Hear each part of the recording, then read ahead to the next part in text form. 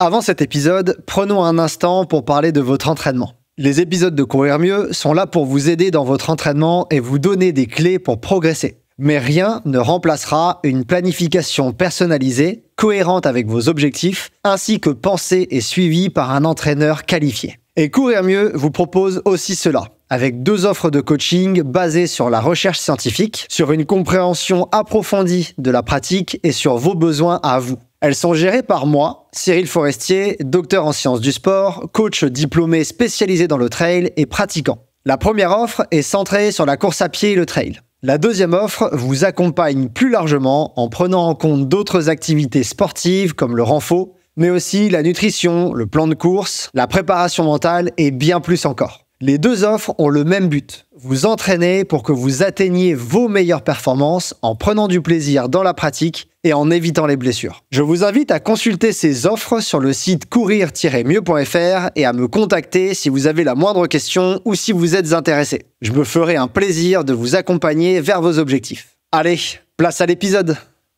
Bonjour à tous, j'espère que vous allez bien, je suis ravi de vous retrouver pour un nouvel épisode. Dans les 3 épisodes précédents, nous avons parlé de comment gérer la chaleur en trail et en course à pied avec 2 approches. D'une part, celle plutôt chronique, à savoir l'acclimatation à la chaleur, et d'autre part, celle plutôt aiguë, avec des stratégies comme le choix des vêtements, l'hydratation et les techniques de cooling et de pré-cooling. Dans cet épisode, j'ai le plaisir de recevoir Florence Riera pour clôturer cette série dédiée à la chaleur. Florence est chercheuse en sciences du sport. Maîtresse de conférences à l'université de Perpignan et rattachée au site de Font-Romeu, Florence travaille sur la question des performances en conditions chaudes et froides depuis des années, comme le démontrent ses nombreuses publications scientifiques. Avec elle, nous allons revenir sur la question du menthol comme moyen de rafraîchissement et également creuser les autres techniques discutées dans le Scientific Day précédent pour que vous puissiez utiliser ces dernières au mieux dans votre pratique du trail et de la course à pied. Allez, c'est parti pour l'épisode d'aujourd'hui, Chaud devant, partie 4. Bonjour Florence, comment ça va ? Bonjour, ça va et toi Cyril ? Ça va super. Je te remercie vraiment beaucoup de m'accorder du temps. J'ai cru comprendre dans nos échanges que tu étais dans une période où scientifiquement tu avais pas mal de projets, pas mal de choses en cours, etc. Donc on a réussi à trouver un créneau. Et je te remercie vraiment beaucoup d'accorder une petite heure à Courir Mieux pour parler un petit peu d'une thématique sur laquelle tu travailles apparemment, de ce que j'ai vu de tes publications, beaucoup, à savoir la gestion de la chaleur. Et alors plus particulièrement dans nos échanges, on avait parlé de l'hydratation et de certaines choses que tu peux faire pour optimiser ton hydratation. On va revenir dessus par la suite. Mais en tout cas, voilà, je voulais te remercier vraiment pour m'accorder un petit peu de temps. Est-ce que pour les personnes qui te connaissent peut-être pas, tu pourrais te présenter en 2 mots ?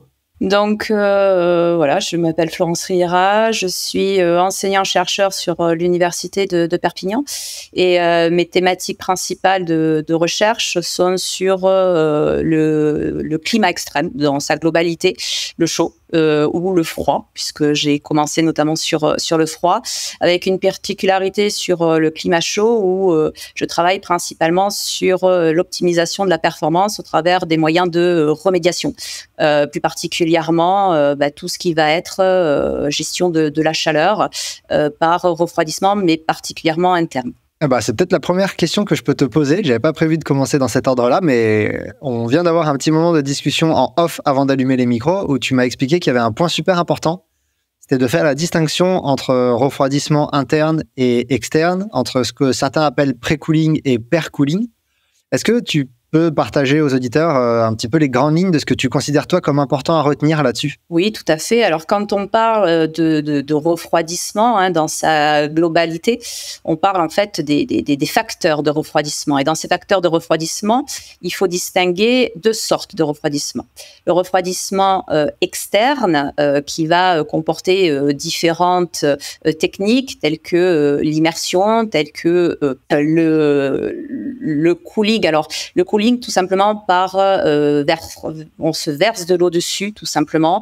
Ce n'est pas une immersion en corps entier. Le port de veste, le port de gilet, le port de serviettes refroidissantes qui sont notamment des façons de se refroidir et d'autres techniques un peu plus avancées qui vont comporter notamment l'addition de menthol qui sont par exemple le rinçage de bouche ou une application topique, ce qu'on appelle une application cutanée de menthol éventuellement sur sur la peau.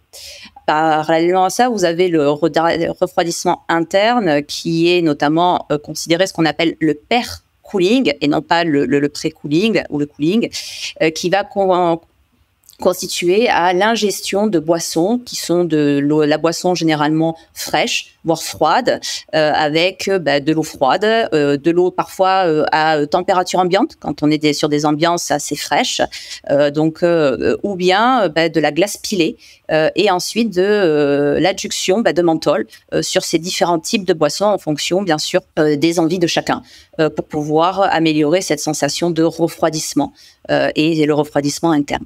Donc, ce sont des techniques qui sont différentes et qui peuvent être utilisées soit en synergie, soit de façon additionnelle, c'est-à-dire commencer par une technique, puis au fur et à mesure de la progression dans l'exercice, continuer sur d'autres techniques. Comme tu as commencé à directement rentrer dans la question de l'hydratation et du menthol, etc., je te propose de commencer par ce chapitre-là, d'ouvrir directement ce chapitre qui, au final, constitue une de tes thématiques de recherche principales au regard des dernières publications que j'ai vu passer, que j'ai cru voir passer de toi, dont d'ailleurs ta participation à un papier consensuel, si je ne dis pas de bêtises, il y a quelques années sur comment utiliser le menthol pendant les JO de Tokyo 2021. Parce qu'il y avait des questions sur la chaleur qui allait être rencontrée. Pour ouvrir un petit peu généralement sur l'hydratation, je vais avoir 2-3 questions générales avant de rentrer dans le menthol lui-même. La première question, on en a un petit peu parlé aussi avant, dans les études que j'ai lues, il parle d'une méthode d'hydratation où on estime a priori son taux de sueur, donc combien de poids, combien de sueur on va perdre pendant une durée d'exercice, et on essaye de remplacer, d'après les papiers, entre 80 et 100% ce taux de sueur. Donc, par exemple, si je sue 1 litre par heure, c'est énorme, hein, je pense, ce que je viens de dire. Mais imaginons, pour simplifier les chiffres, je sue 1 litre par heure, je vais consommer 1 litre d'eau par heure. Est-ce que tu penses que ça, toi, c'est une méthode qu'on peut recommander aux athlètes? Est-ce qu'il y a certains athlètes chez qui ça s'applique, d'autres non? Qu'est-ce que tu en penses de cette méthode-là? Alors, c'est une méthode qu'en effet, on utilise. Hein. Alors, bien sûr, il faut prendre en considération qu'on ne le fait pas simplement le jour de la compétition, mais il faut le faire bien en amont quand on s'entraîne sur des longues distances, même sur des courtes distances, qui va en effet nécessiter la consommation totale d'eau. Quand on est sur cette consommation totale d'eau, cette matière d'estimation est correcte et elle sert énormément aux différents athlètes. Pourquoi? Parce qu'elle est applicable à tout à chacun. Il suffit simplement de se peser avant sa course, de prendre le poids initial et de se peser après sa course. Le seul élément que l'on ne peut pas quantifier réellement et qu'on peut peut-être après estimer, c'est éventuellement les pertes urinaires et ou fécales, puisqu'on va perdre aussi de l'eau par ce moyen-là. Si ce n'est pas le cas durant une course, le poids que vous aurez à la fin de votre course va quantifier en fait, va correspondre aux pertes de sueur, de transpiration et de perspiration, c'est-à-dire les échanges par les voies respiratoires que vous aurez perdues. Donc, c'est une manière d'estimer qui est fiable. Ensuite, on dit en effet qu'on remplace 80%, voire la totalité de l'eau perdue. Là aussi, c'est correct. Il suffit tout simplement de boire régulièrement. Alors, il ne faut pas remplacer 1 litre d'eau perdue par heure avec 1 litre d'eau obligatoirement à prendre dans l'heure, mais il faut respecter ce qu'on appelle le temps de vidange gastrique. Le temps de vidange gastrique, c'est quoi? C'est le temps que va mettre l'eau pour descendre en fait dans le tractus digestif et se retrouver petit à petit soit utilisé, soit contenu avec les toxines dans la vessie pour pouvoir être derrière éliminé.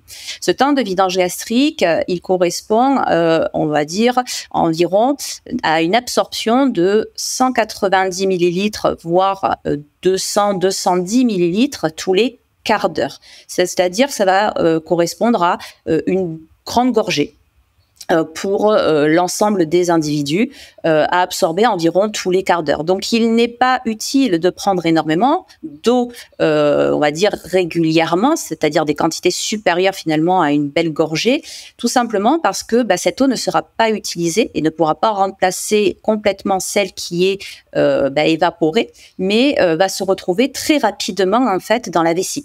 Et donc avec les problèmes de surcharge que l'on va avoir derrière et les envies d'uriner durant la compétition. Donc boire 190 millilitres à 200-210 10 millilitres tous les quarts d'heure est une manière, on va dire, de bien s'hydrater et de compenser les pertes. Bien sûr, ces pertes auront été calculées en amont par différentes formules que je vais pas évoquer ici proprement dites, mais on pourra revenir sur le sujet plus tard éventuellement, où vous pouvez donc calculer combien de litres vous devez absorber durant 2 heures d'exercice et après le fractionner par quart d'heure, ce qui va correspondre à vos besoins personnels, puisque tous les besoins sont différents en fonction des individus et bien sûr en fonction du statut hydrique initial que vous avez sur le long terme. Donc en fait, juste si j'ai bien compris, environ, le métabolisme va être capable d'utiliser environ 800 millilitres par heure. En tout cas, de vidanger 800 millilitres par heure, c'est à peu près ça? Plus ou moins, c'est-à-dire entre 800 et 1200 millilitres par heure.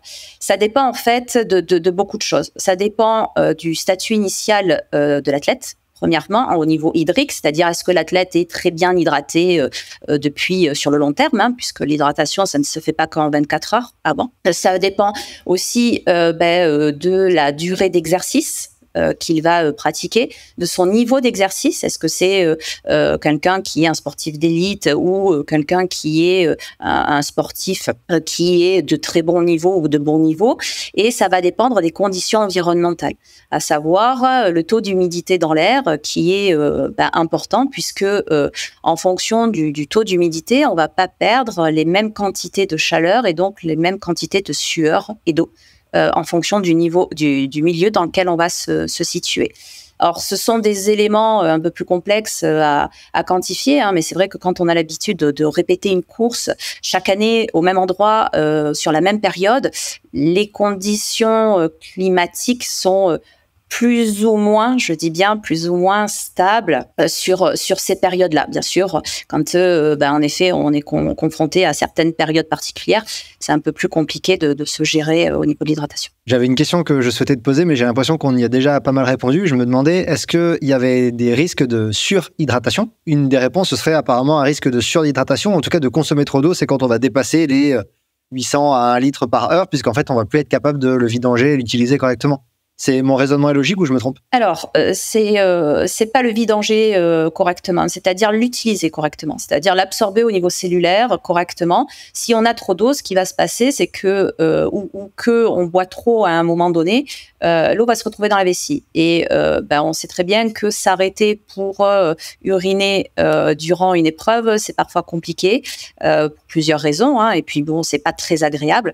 Donc on essaye de limiter en fait ce trop-plein au niveau de la vessie. Pourquoi? Parce que de toute façon, l'organisme est on va dire, s'active à faire autre chose, c'est-à-dire faire de contractions musculaires. Et donc, certains organes se mettent un peu au repos, tels que le système digestif normalement et le système de vidange au niveau de la vessie. Voilà. Donc, le but, c'est aussi de limiter cette activité de ces différents organes pour permettre justement d'optimiser la performance. La surhydratation, du coup, sera en effet néfaste, créant des problèmes, pouvant créer des problèmes gastriques aussi, pas que des envies d'uriner, mais des remontées gastriques, par exemple, avec des reflux gastro-œsophagiens qui peuvent arriver quand l'eau stagne un peu trop dans l'estomac et que on est en train de courir. En effet, on peut avoir des remontées qui sont néfastes pour l'individu et donc pour la performance aussi. Une question que je me posais également par rapport à l'hydratation, ça va concerner la température de l'eau qu'on peut ingérer. Je reviens d'une course qui a été à une portion vraiment chaude, où on a eu vraiment très chaud. Et évidemment, à ce moment-là, le premier réflexe, en tout cas moi, la première volonté que j'avais, c'était de boire le plus frais possible.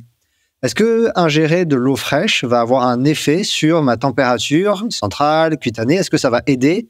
Ou est-ce qu'au contraire, est-ce que ça peut être néfaste? Qu'est-ce qu'on sait? J'avais l'impression que la littérature n'était pas très claire sur les effets de la température de l'eau. Quelle est ta lecture, en fait, de cette littérature? Alors, ça va dépendre de chacun. Quand on parle de température de l'eau, on peut très bien absorber, par exemple, de la glace pilée. Donc, c'est une température aux alentours de 2 degrés, pas plus. C'est ce qu'on retrouve, sans avoir de problème de gestion gastrique derrière. Et vous pouvez très bien absorber de l'eau à température ambiante, aux alentours, on va dire, de 20 degrés, puisque au-dessus c'est relativement chaud quand on fait de l'exercice et avoir des problèmes de vidange gastrique. Donc, ça va vraiment dépendre de chaque individu et du confort que la température de la boisson va apporter à l'individu. Dans certaines conditions, telles que les climats très chauds et très secs ou tropicales, on sait que l'ingestion d'une boisson fraîche, voire froide, voire très froide, à savoir de la glace pilée principalement, permet d'améliorer la performance et ce de façon non négligeable, à condition de respecter, parce que le point que je disais juste avant, de respecter le temps de vidange gastrique, les 190 millilitres à 210 millilitres tous les quarts d'heure. Donc, c'est vraiment en fonction de l'athlète que la température peut être définie. Il n'y a pas de consensus réel, c'est vraiment le confort.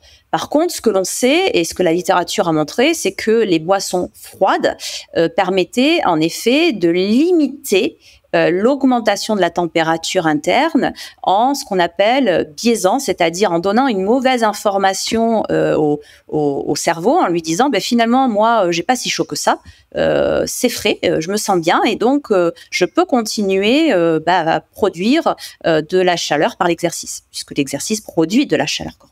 Ouais, on en parlait dans l'épisode précédent avec l'invité Nicolas Bouscarène qui disait que à peu près 2/3 de ce qu'on va consommer va se transformer en chaleur et le tiers restant se transforme en énergie mécanique. Mais il y a quand même, dans le rendement, il y a quand même 2/3 qui dégagent en chaleur. Donc en termes de chaleur, on va en produire un sacré paquet de calories, on va dire. Je me posais une question par rapport à ce qu'on vient de dire, mais en conditions chaudes, on va avoir l'impression qu'on a envie de plus boire qu'en conditions froides. Est-ce que les conditions environnementales vont changer le taux d'absorption dont on a parlé depuis tout à l'heure? Ou est-ce que celui-ci, il est stable quelle que soit la température extérieure? Non, alors, c'est pas par rapport à la température extérieure, c'est par rapport au degré d'humidité et à la saturation que l'air va avoir finalement en eau. En effet, quand on est sur une chaleur qui est sèche, on va avoir tendance à absorber de l'air par la bouche, et cet air généralement est en fonction du moment où on va concourir, soit la température va être équivalente finalement à la température corporelle initiale, qui est de 37 degrés au repos, soit cette température va être légèrement inférieur. Mais l'air étant sec, on va à la fois réchauffer la sphère buccale, mais aussi on va l'assécher puisque l'air est sec. Donc, dans ces conditions-là, on aura tendance à moins saliver naturellement et donc à avoir besoin de plus se rafraîchir, s'hydrater pour justement compenser cette sécheresse buccale quand on est sur ce type de course. Quand on est en climat tropical, l'air est un peu plus saturé en eau, et donc cette sensation se fait moins sentir. On a en effet moins la gorge et la bouche sèche, et donc on va utiliser en fait un peu d'énergie pour finalement absorber cette humidité quand on inspire et on prend de l'air par la voie buccale, et on va ressentir cette sécheresse de façon moins importante. Donc en effet, les conditions climatiques vont agir sur la sensation de soif ou la non-sensation de soif. Je te propose maintenant de passer à la partie qui relève le plus de son expertise. Comme j'ai dit depuis le début, un peu plus le menthol, le rôle du menthol. J'ai fait exprès de pas trop détailler dans la partie 1 cette partie-là, parce que je me suis dit qu'on l'aborderait largement ensemble. Dans plusieurs études et plusieurs méta-analyses, il a été souligné que, et dans votre papier consensuel par exemple également de 2020, il a été souligné que l'utilisation de menthol, de différentes façons sur lesquelles on va revenir, peut aider à gérer la chaleur et à lutter surtout contre des conditions environnementales qui sont, comme tu as dit, extrêmes, chaudes. La première question que je voulais te poser, parce que je suis pas sûr de les avoir très bien compris, est-ce que tu pourrais nous résumer les méthodes d'administration qui existent du menthol? Comment est-ce qu'on peut utiliser, comment un athlète peut utiliser ce menthol? Alors, le menthol peut être utilisé de différentes façons. Dans un premier temps, j'aimerais revenir sur une explication quand même de qu'est-ce que c'est le menthol. Donc, il faut savoir quand même que le menthol, c'est le principal composé en fait de la menthe poivrée. Quand on regarde en fait un peu dans Dans tout ce que l'on peut vendre dans le commerce ou autre, il y a différents types de menthe. Et donc, nous, ce qui nous intéresse le plus, c'est la menthe poivrée. Pourquoi la menthe poivrée? Parce que déjà, elle est utilisée depuis très longtemps dans de nombreuses cultures anciennes, traditionnellement. Elle était reconnue, la menthe poivrée, pour ses vertus qui sont apaisantes dans un premier temps, mais aussi pour gérer tout ce qui était symptômes gastro-intestinaux et gastro-œsophagiens. On le sait, prenez un verre de thé à la menthe avant un repas pour aider à digérer. Pourquoi? Parce qu'elle a ses principales vertus, justement, de limiter les différents symptômes gastro-intestinaux. Ensuite, c'est un élément qui est analgésique. Donc ça aussi, c'est important, il faut le savoir.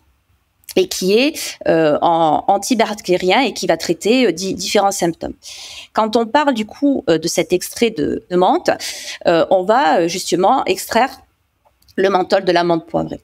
Au niveau de l'application, on peut retrouver du menthol, soit au niveau des différentes boissons. On connaît tous le sirop de menthe. Ce sirop de menthe peut être décliné de différentes façons. Vous avez le sirop de menthe de menthe verte que l'on trouve dans le commerce. Parfois, vous trouvez aussi de la menthe glacée, qui est un peu plus bleu clair, etc. Et donc, en effet, ça va tout simplement se différencier par la teneur sur le pourcentage de menthol que contient ces sirops. Ensuite, vous avez la possibilité d'avoir le menthol sous forme de cristaux que l'on vend de plus en plus sur Internet, de cristaux de menthe. C'est tout simplement le menthol qui a été asséché et découpé en petits cristaux. Et ensuite, vous avez l'huile essentielle de menthe poivrée qui va être utilisée dans les constituants des crèmes, par exemple, pour de l'application, ce qu'on appelle l'application topique. Et vous avez aussi de l'extrait de menthol que l'on retrouve dans des sprays buccaux pour pouvoir aider à rafraîchir. Alors, vous avez des sprays buccaux, par exemple, pour la laine. Et vous avez des sprays buccaux pour le rinçage de bouche. On connaît tous le lavage de dents qui se fait après avec des sprays à la menthe, par exemple, pour les différentes propriétés.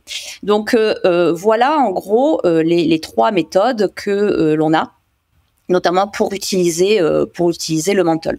Soit dans des boissons, soit dans des crèmes, soit tout simplement par des sprays pour des rinçages buccaux. La question sur laquelle je voudrais commencer avec le menthol, c'est maintenant qu'on sait comment on peut l'avoir, c'est pourquoi en fait ça marche. C'est quoi les mécanismes d'action qui font que le menthol a ses effets sur la régulation, sur la thermorégulation? Alors, le menthol va agir en fait sur des neurones qui sont des neurones spécifiques. Donc, il agit en fait, il influence chimiquement ces neurones qui sont sensibles en fait aux variations de température.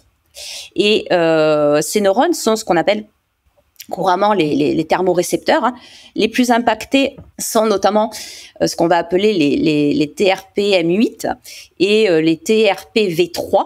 Alors, il y en a d'autres de thermorécepteurs, mais ce sont, on va dire, les deux classes les plus impactées.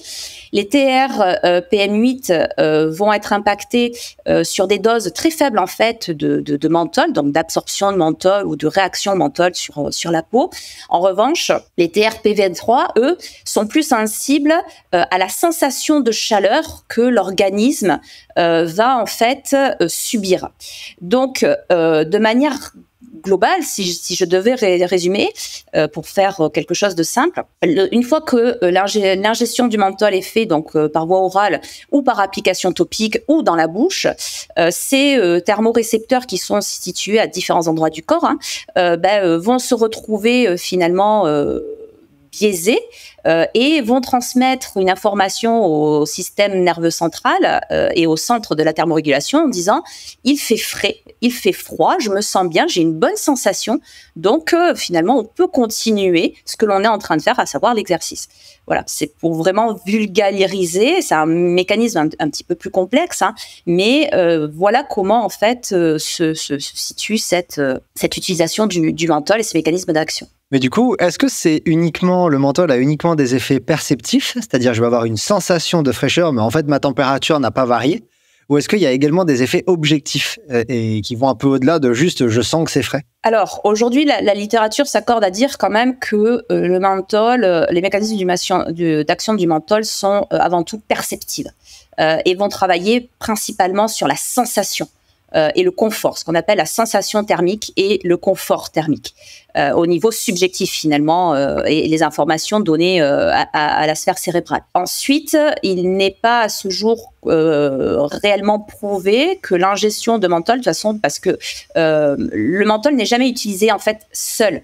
Il est toujours adjuvé à quelque chose, soit une boisson, soit une crème, soit dans des bains d'immersion, puisqu'on a fait des bains d'immersion, mais d'eau froide du coup, ou de glace froide, pour pouvoir justement accentuer ces effets du refroidissement. Alors en effet, lorsque il est en adjuvant, on se rend compte que il y a des effets positifs, c'est-à-dire un refroidissement et une atteinte sur la température interne qui va être supérieure, avec en effet des refroidissements qui seront supérieurs. Pourquoi ? Parce que premièrement, le corps va mieux se sentir, il va y avoir une bonne information, c'est j'ai frais, j'ai froid, avec parfois même des frissons, et la condition d'application, donc c'est-à-dire la crème va accentuer ce refroidissement en ouvrant les pores sur notamment les sphères où elle est appliquée, et sur de l'immersion corps entier, là aussi les pores vont être normalement vasoconscrits puisqu'on est sur de l'eau froide, mais le menthol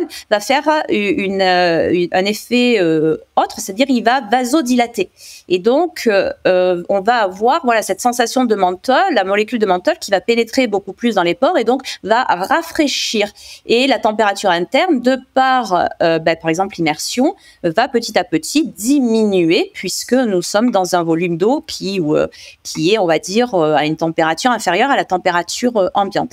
Et concernant l'ingestion, il a été montré qu'on avait en effet des sensations et des améliorations au niveau de la température interne, c'est-à-dire que la température interne n'augmente quasiment pas sous l'effet par rapport à ce qu'elle pourrait augmenter lorsqu'il n'y a pas d'effet de boisson froide et de menthol, mais elle n'abaisse pas principalement la température interne. La température interne d'exercice augmente par rapport à l'exercice, comme elle augmenterait s'il n'y avait pas de menthol ou autre dans une condition de température extérieure, ce qu'on appelle à la tempérée, c'est-à-dire des conditions entre 21 degrés et 25 degrés. Au-delà, c'est chaud.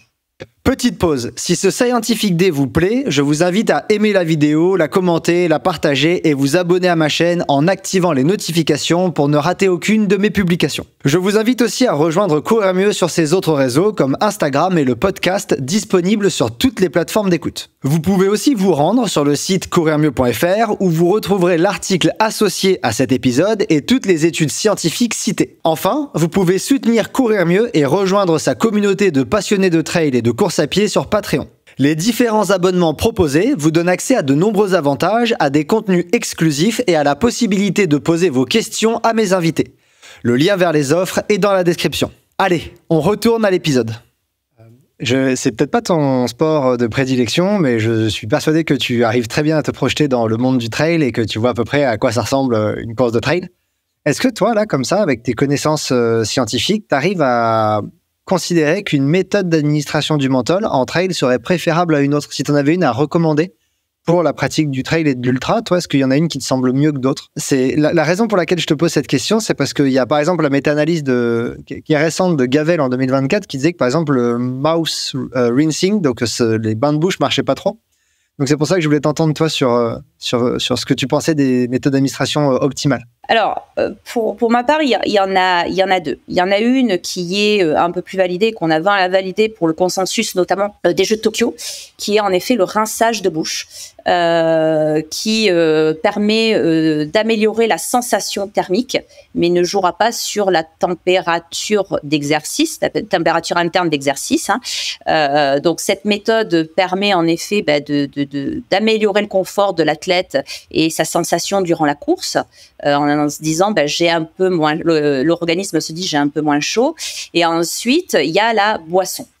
Aujourd'hui, tout ce qui est boisson au niveau avec adjuvation de menthol, on est très peu à avoir fait des études. Pourquoi ? Parce que déjà, il faut trouver les bonnes molécules de menthol. C'est important. Parce que ce que je n'ai pas dit au début, c'est que le menthol a quand même une particularité pharmacologique, c'est que à la base, il est considéré comme toxique. Toxique à une absorption ou une utilisation qui est trop importante. Ça, faut le savoir. J'aurais dû peut-être commencer par ça. Et donc, du coup, en effet, il est quand même difficile de pouvoir travailler sur des boissons à base de menthol pur. Voilà, je ne parle pas de notamment du sirop de menthe qui va au glacé par exemple, qui va entraîner une sensation de fraîcheur. Je parle vraiment de cette molécule pure de menthol. Donc déjà, il faut pouvoir la trouver correctement, mais c'est surtout qu'il faut pouvoir le doser. Et pour pouvoir le doser, ça va dépendre là aussi de chaque athlète, parce qu'il va falloir prendre en considération déjà si l'athlète a des problèmes gastriques ou non. Ça, c'est la première des choses. Pourquoi ? Parce que on pourrait, je dis bien on pourrait, je le mets au conditionnel parce que ce n'est pas là non plus prouvé, du coup, non pas améliorer les problèmes gastriques comme je l'ai évoqué au début de l'introduction sur le menthol, mais aggraver en fonction de la digestibilité de chaque personne. Hein. Ça, c'est la première chose. Mais comme je dis, à ce jour, ce n'est pas prouvé, puisque justement, on prend de la menthe pour pouvoir mieux digérer. Ça, c'est la première des choses. Et la seconde, c'est que y a mal dosé, en fait, le menthol peut ne pas finalement avoir d'effet positif, c'est-à-dire d'amélioration de sensations particulières et d'amélioration de la performance derrière. Donc, personnellement, les études que j'ai menées sur le menthol, sur l'ingestion, a été utilisée sur notamment des dosages qui sont relativement faibles. Et ce n'est pas parce qu'on va augmenter ces dosages que l'on va améliorer principalement la performance. Donc pour moi, ce sont les deux méthodes qui sont, on va dire aujourd'hui, les plus à même à être utilisées dans notamment le trail. Pourquoi ? Parce que déjà, c'est les plus faciles. Avoir un spray pour pouvoir notamment se rincer la bouche, éventuellement cracher, c'est beaucoup plus simple. Et bien sûr, la boisson, on a tous des fioles quand on court. Donc, en effet, faire une préparation de boisson mentholée pour, par exemple, des débuts de course, que l'on arrête, par exemple, si c'est des trails de longue durée, le soir ou la nuit, quand la température peut diminuer légèrement et reprendre par la suite, peut être intéressant. Cependant, il faut faire quand même attention sur l'utilisation notamment du menthol en boisson. Pourquoi ? Parce que tout à chacun sait que lorsque l'on participe à des compétition de longue distance, dans l'endurance, on va préparer bien sûr souvent ses propres boissons. Peut-être en as-tu déjà parlé, Cyril, au préalable, mais on va tous en effet quantifier nos boissons, donc on n'y met pas que de l'eau. Parfois on y met des glucides supplémentaires, puisque les glucides vont être utilisés là aussi en fonction de la durée de la course, et le type de glucides va différencier en fonction des moments de ravitaillement. Ça, c'est la première des choses, soit des glucides un peu plus complexes, soit des glucides un peu plus rapides, si on le prend comme ça. Et les glucides peuvent en fait limiter l'action du menthol et son efficacité. Donc là aussi, il n'y a pas de consensus sur le grammage réel où les glucides qui sont mis dans les boissons vont, on va dire, limiter l'utilisation du menthol dans l'exercice. Et il y a un deuxième élément que l'on met tous dans nos boissons, c'est du sel. La quantité de sel pour justement permettre là aussi d'éviter certaines pertes, les pertes en sodium principalement dues à la chaleur, qui doivent être compensées au même terme que de bien boire. Là aussi, la quantité de sel peut avoir des effets sur l'utilisation et notamment l'aide du menthol. Donc attention là aussi sur ces aspects-là. Mais il n'y a pas de consensus à ce jour. Ouais, ça me fait penser à deux choses que tu viens de dire. Alors déjà, sur le sodium, il y a, si je dis pas de bêtises, il y a une revue de littérature qui est sortie il n'y a pas très longtemps, dont le titre, c'est, je ne me souviens plus exactement, mais en français, ça va être optimiser ou quantifier les besoins en sodium des athlètes d'endurance, qui fait une revue énorme pour essayer justement de quantifier, de proposer des guidelines un peu là-dessus. Je l'ai vu passer il n'y a pas longtemps, donc ça, il faut vraiment que je m'en occupe. Je vais faire un épisode là-dessus, un de ces quatre, parce que c'est vrai que, comme tu le dis, c'est l'électrolyte c'est l'électrolyte presque le plus important qu'il faut apporter par la boisson, voire même le seul qu'il faudrait apporter quand tu lis certains auteurs qui mettent en avant que d'autres électrolytes ne servent pas à grand-chose par voie exogène à l'effort. Et l'autre point que ça me fait penser, en fait, à ce que tu viens de dire, on va prendre du menthol quand il fait chaud et on l'arrêtera à la nuit. En fait, on pourrait avoir une stratégie de consommation de menthol presque aussi réfléchie que la stratégie de consommation de caféine. Sur des trails longs, tu vas prendre ta caféine la nuit, tu vas peut-être l'arrêter le matin parce que ça va mieux, tu vas la reprendre en fin de course pour terminer. Tu pourras exactement avoir des stratégies dosées et réfléchies pour le menthol. Tout à fait. Et quelque part, c'est le but des stratégies d'optimisation. En fait, c'est ce qu'on appelle globalement les aides ergogéniques. Les aides ergogéniques à la performance, notamment au travers des boissons. Alors, on s'éloigne un peu du sujet, hein, mais en effet, les boissons dans le sport, et notamment dans le sport d'endurance, est à prendre, on va dire, déjà au sérieux, mais surtout à bien quantifier. Et cette quantification ne se fait pas simplement avec qu'est-ce qu'on va y mettre dedans, mais va se faire aussi avec la température de la boisson qui correspond à chaque athlète, mais ça va aussi être impacté, cette boisson, elle est aussi impactée par l'environnement extérieur. Et aujourd'hui, ces aspects-là ne sont quasiment pas pris en compte quand on fait des boissons. C'est-à-dire qu'en fonction du milieu dans lequel on va essayer de performer, la quantité de sodium, la quantité de glucides, l'ingestion de menthol et autres va être différente. On ne met pas autant de sodium et par exemple on mettra pas de menthol si on fait un trail en conditions fraîches ou froides parce qu'on va accentuer les sensations de froid et au niveau des glucides et du sodium on en a peut-être pas autant besoin quand on est au chaud, au même titre qu'on n'a pas besoin de s'hydrater peut-être sur du 200 ml tous les quarts d'heure, mais 180-190 ml va simplement suffire. Et il en est de même quand on est au chaud. Au chaud, c'est pareil, on va pas prendre la même quantité de sodium de menthol si on est sur un climat chaud et humide et un climat chaud et sec. Et bien sûr, les plages de température dans lesquelles on peut concourir, c'est-à-dire un chaud léger, si je peux le dire comme ça, sur des températures entre 25 et 27 degrés, puisque après, à l'exercice, du coup, on va augmenter avec les phénomènes de convection, n'est pas la même chose que ce qui va se passer si on fait un trail dans la vallée de la mort aux États-Unis, avec des températures extrêmes qui vont être de la 35 degrés, du 45 degrés ressenti. On sera sur des compositions de boissons qui seront différentes et donc d'adjution éventuellement de menthol qui sera différent. Dans les auditeurs qui peuvent nous écouter aujourd'hui, il y en a peut-être qui vont faire comme moi quand j'ai lu sur le menthol, qui vont ouvrir Internet, qui vont taper menthol et qui vont trouver des ventes, parce que tu trouves ça sur le net, là, des ventes de cristaux de menthol. J'ai deux questions par rapport à tout ce que tu as raconté. Est-ce que tu penses que c'est safe ou dangereux d'acheter ce genre de choses et de l'utiliser? Et si c'est safe, est-ce que, comme tu l'as dit tout à l'heure, avec la toxicité potentielle à certaines doses du menthol, est-ce qu'on sait le dosage dans lequel ce serait safe, par exemple par heure, par kilo, ou est-ce que là encore c'est pas très clair le dosage auquel on pourrait l'utiliser et par exemple l'adjoindre à une boisson pendant le trail? Alors le dosage et éventuellement le grammage des cristaux, dans un premier temps, je pense qu'il faut faire à la sensation. Je ne parlerai pas aujourd'hui ici de quantité ou de pourcentage d'absorption de menthol pour une seule raison, c'est que il y a pour l'instant très peu d'études sur cette ingestion. Et donc donner des chiffres, même si j'en connais, puisque j'ai travaillé dessus, je l'ai fait appliquer sur des trailers, des triathlètes aussi. Donc je connais les dosages, mais je ne le ferai pas. Pourquoi? Parce que je ne veux pas donner de mauvaise influence aux sportifs de façon générale, tant qu'il n'y a pas de consensus arrêté, notamment sur les boissons. Donc, je dirais que une petite quantité où on a une sensation de fraîcheur légère, dans un premier temps, peut suffire. Ensuite, il faut se méfier quand même d'Internet parce qu'on y trouve de tout et que les cristaux de menthe peuvent ne pas être des cristaux de menthe purs. Donc, personnellement, je n'ai jamais travaillé avec des cristaux de menthe.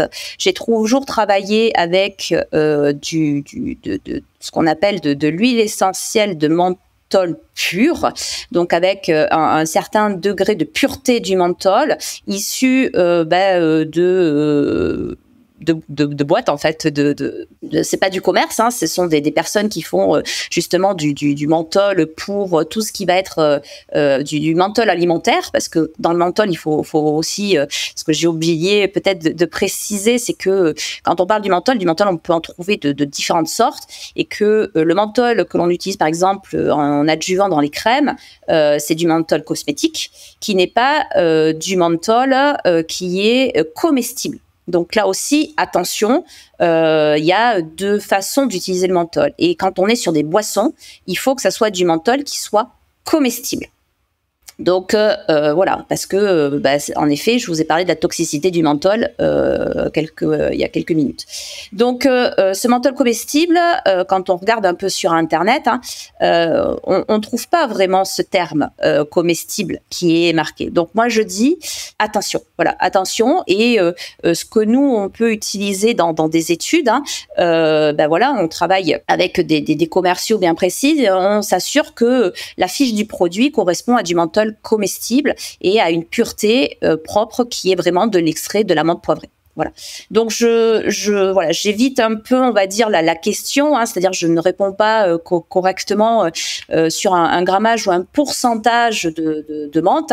Bien sûr, tous les auditeurs et les lecteurs pourront aller, s'ils le veulent, chercher des publications scientifiques où vous avez en effet des pourcentages ou des grammages, mais voilà, je me permettrai pas de donner un chiffre sur cet aspect. Ta réponse me convient parfaitement, et si je peux la compléter, et si jamais tu penses que je dis une ânerie monumentale, je te laisse évidemment me taper sur les doigts. Mais par exemple, déjà, si on utilise du menthol, comme tu viens de le dire, en termes de menthol alimentaire, en extrait d'huile essentielle avec une pureté, etc., peut-être que déjà, le premier dosage, ce serait d'avoir quelque chose qui va ressembler à un sirop glacé. Si on trouve que la sensation est la même qu'un sirop glacé, c'est déjà pas mal. On peut peut-être légèrement le doser plus fort. Mais si c'est un sirop glacé qui a cette sensation et que ce que j'ai acheté et que j'ai dosé me semble similaire, c'est peut-être déjà safe, en tout cas en utilisation. Oui, voilà. Il faut avoir une légère sensation de fraîcheur, mais ne pas chercher à avoir une sensation, on va dire, de froid extrême, comme si éventuellement je mettais un glaçon dans la bouche. Parce qu'en effet, dans ces cas-là, le dosage serait peut-être trop important et à long terme pourrait avoir un effet de toxicité sur l'organisme, tel qu'il soit. Je te remercie énormément pour toutes ces réponses, Florence, sur le menthol. On va arriver à la fin de l'échange, en tout cas pour tout le monde. On va avoir un petit moment d'échange, toi et moi, après, pour les abonnés Patreon, où on va parler un peu plus du cooling, pré-cooling, immersion, etc. Mais avant ça, j'avais encore 2-3 toutes petites questions à te poser qui sont peut-être un peu annexes à ton champ d'expertise principal. Donc, si jamais je sors de ton expertise, n'hésite pas à me le dire. J'ai plus mal ciblé tes connaissances et c'est pas grave, on peut skipper une question. Une petite question annexe que je voulais te poser, c'est est-ce que tu penses que les stratégies de gestion de la chaleur que j'ai appelées moi aiguës, donc l'immersion, le menthol, les vêtements blancs, elles viennent remplacer, ou elles peuvent, avec leurs effets, remplacer l'acclimatation à la chaleur? Ou est-ce que tu penses que l'acclimatation à la chaleur, dont on a parlé dans l'épisode précédent, c'est que les deux interagissent? Alors, oui, les deux interagissent. Le meilleur restera toujours l'acclimatation. L'acclimatation qui peut se faire n'importe où. On n'est pas obligé de partir dans un pays chaud pour pouvoir s'acclimater. Il y a des façons de faire qui sont de l'acclimatation dite passive, que l'on peut faire aussi bien chez soi que même dans la journée ou autre, suivant le lieu où on est. Voilà. Et après, vous avez l'acclimatation en effet à long terme qui va se mettre en place. Donc, rien ne va remplacer pour pouvoir performer au chaud ou en climat neutre, même. En climat tempéré, l'acclimatation au chaud en conditions réelles ou en conditions passives.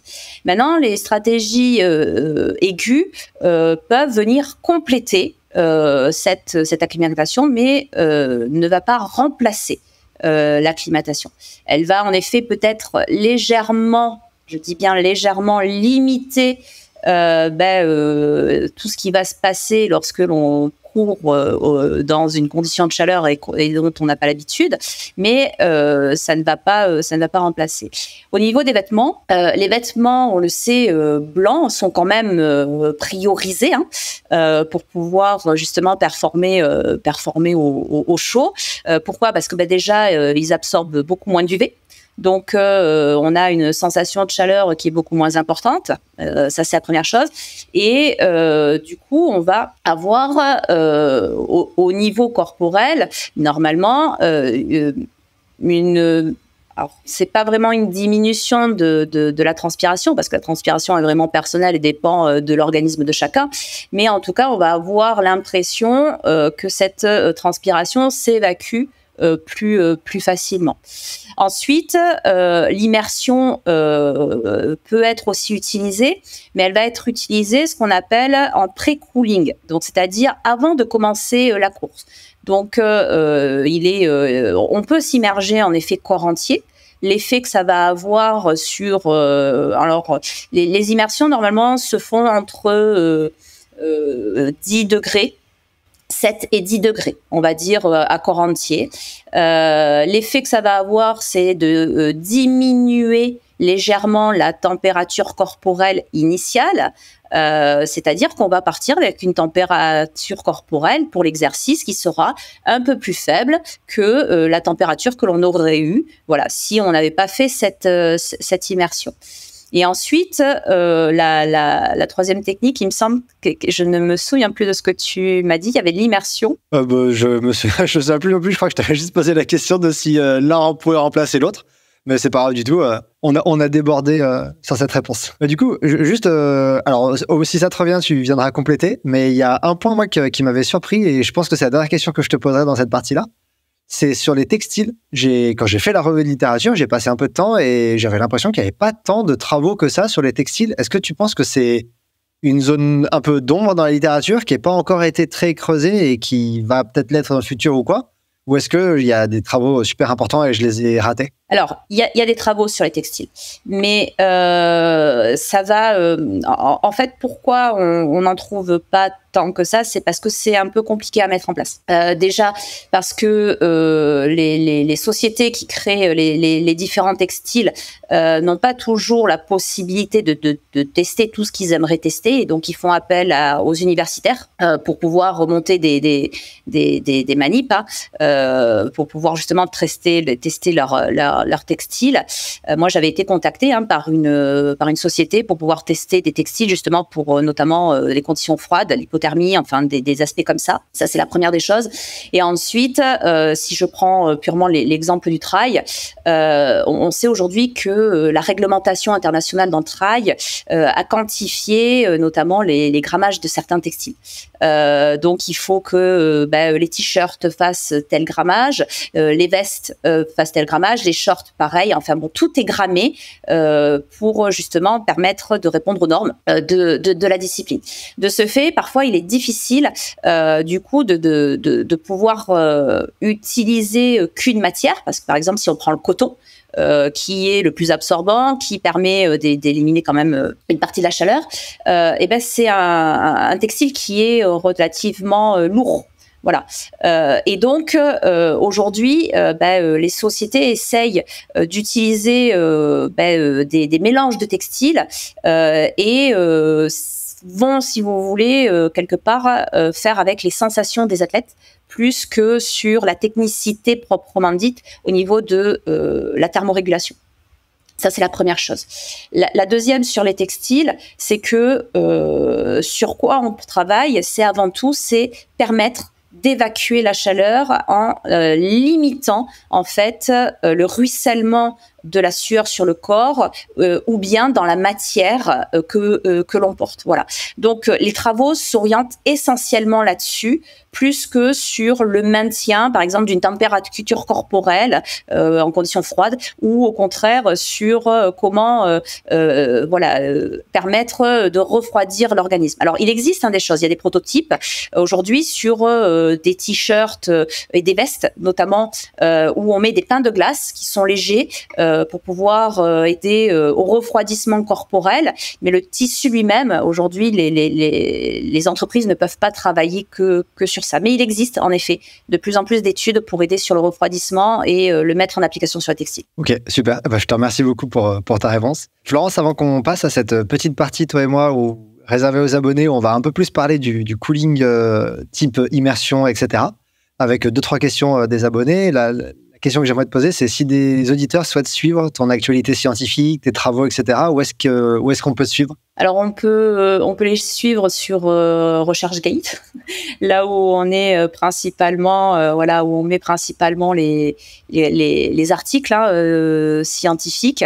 C'est principalement voilà la plateforme où je mets en lien mes articles, et pour ceux éventuellement qui souhaitent connaître un peu les travaux actuels ou autres, me contacter par mail, c'est possible. Super. Merci beaucoup Florence pour tes réponses très claires et très détaillées. J'ai adoré t'écouter donc tes réponses à toutes ces questions, et j'espère au plaisir pour un nouvel échange peut-être un jour. Merci à toi. Voilà, c'est tout pour l'épisode d'aujourd'hui dédié à la gestion de la chaleur de manière aiguë en trail et en course à pied. Pour résumer tout ce que nous avons dit dans ces 4 parties, 4 méthodes s'offrent à vous pour vous entraîner et performer en conditions chaudes. Il s'agit de l'acclimatation à la chaleur, du choix des textiles, d'une hydratation raisonnée, et enfin des méthodes de cooling et de pré-cooling. J'ai beaucoup aimé entendre Florence sur ces questions. Son parcours scientifique et son implication dans des projets aux côtés d'athlètes d'endurance évoluant au plus haut niveau font d'elle l'invitée parfaite pour discuter de cette thématique. J'ai beaucoup appris de l'expertise de Florence qu'elle sait transmettre avec passion. Et je suis persuadé que ses conseils vous seront aussi utiles qu'à moi. N'hésitez pas à suivre Florence sur ses différents réseaux, les liens sont dans la description. À très bientôt pour un nouvel épisode, et n'oubliez pas que selon Edwards Deming, sans donner à l'appui, nous ne sommes qu'une personne de plus avec une opinion.